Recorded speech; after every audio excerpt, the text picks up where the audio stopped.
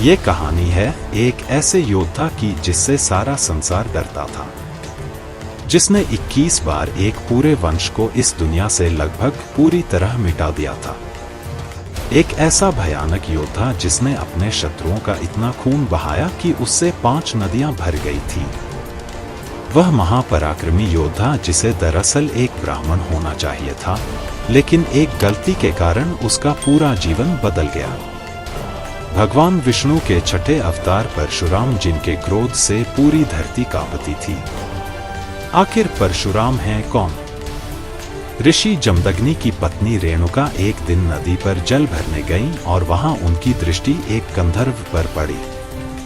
गंधर्व की सुंदरता और आकर्षण ने रेणुका को मोह लिया और उनकी पवित्रता भंग हो गई। यह एक पल की भूल उनकी संपूर्ण निष्ठा पर भारी पड़ी।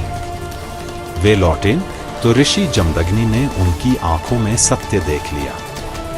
उनका क्रोध अग्नि की तरह भड़क उठा। उन्होंने अपने पुत्रों को आदेश दिया कि वे अपनी मां का सर धड़ से अलग कर दें। चारों पुत्रों ने इस आज्ञा को मानने से इनकार कर दिया, लेकिन सबसे छोटे बेटे परशुराम ने अपने पिता के आदेश का पालन किया और अपनी मां का वध कर दिया। इस कृत्य ने परशुराम की निष्ठा और कर्तव्य परायणता को साबित किया। हालांकि बाद में उनके पिता ने परशुराम की भक्ति से प्रसन्न होकर रेणुका को पुनर्जीवित कर दिया। परशुराम ने महर्षि जमदग्नि से ही नहीं, बल्कि भगवान शिव से भी शिक्षा प्राप्त की। भगवान शिव ने परशुराम को अपने दिव्य अस्त्र शस्त्र और अजेय युद्ध कौशल प्रदान किए। यह शिक्षा और वरदान परशुराम को अपराजेय योद्धा बनाने में सहायक सिद्ध हुए। उन्होंने भगवान शिव के परशु को अपना मुख्य अस्त्र बना लिया, जिससे उनका नाम परशुराम पड़ा। माहिष्मति के राजा कार्तवीर्य अर्जुन, जिसे सहस्त्रबाहु कहा जाता था, अपने 1000 भुजाओं के बल पर अपनी शक्ति का दुरुपयोग करने लगा।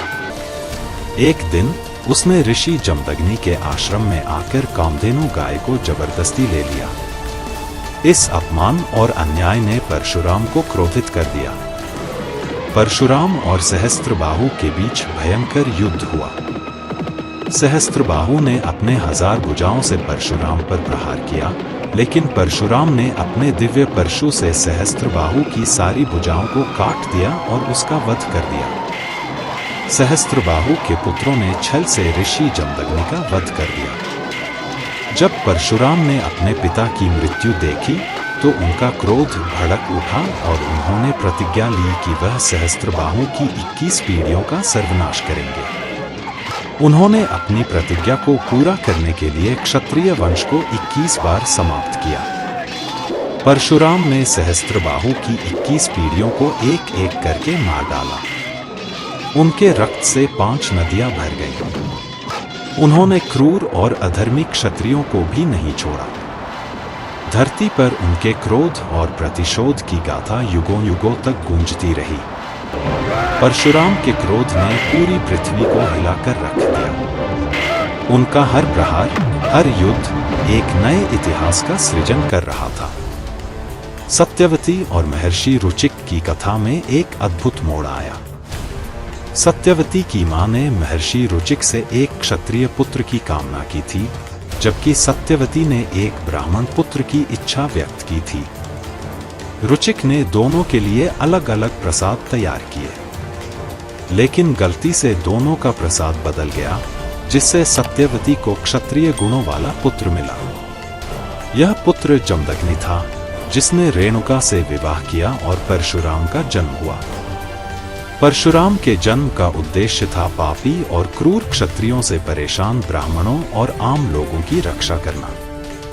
उनका जीवन एक महाकाव्य था जिसमें कर्तव्य, निष्ठा और अदम्य साहस का अद्वितीय संगम था। महाभारत काल में परशुराम का एक और महत्वपूर्ण साक्षात्कार हुआ। कर्ण, जो सूत पुत्र था, ब्राह्मण बनकर परशुराम से शिक्षा प्राप्त करना चाहता था। परशुराम ने उसे ब्रह्मास्त्र और अन्य दिव्यास्त्रों का ज्ञान दिया, लेकिन जब उन्हें कर्ण की वास्तविकता का पता चला तो उन्होंने कर्ण को श्राप दिया कि जब उसे इन अस्त्रों की सबसे अधिक आवश्यकता होगी तब वह उन्हें भूल जाएगा। परशुराम का जीवन एक योद्धा के रूप में ही नहीं, बल्कि एक गुरु और एक समाज सुधारक के रूप में भी उल्लेखनीय रहा। उन्होंने पापियों का संहार कर धर्म की स्थापना की।